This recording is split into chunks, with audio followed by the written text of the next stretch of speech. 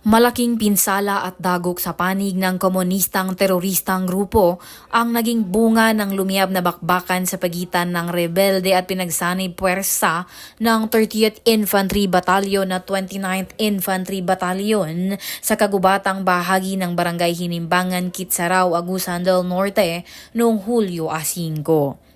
Nakasagupa ng tropa ang humigit kumulang 6 na CPP-NPA terrorist na kabilang sa grupo na tinatawag nilang Sub-Regional Centro de Gravedad Westland, Northeastern Mindanao Regional Committee.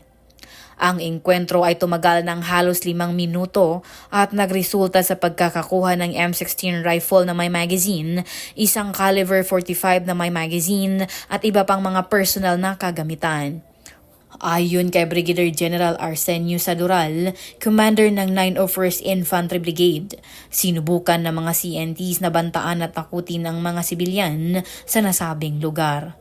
Ngunit agarang rumisponde at napigilan ng magigiting na mga sundalo ng 30IB at 29IB sa ilalim ng pamumuno ni Lieutenant Colonel Gerald H. Halley at Lieutenant Colonel Crescencio C. Gargar.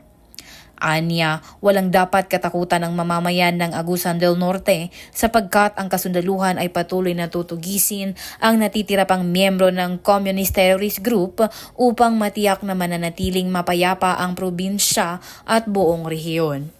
Napapanahong balita, serbisyo publiko para sa Pilipino.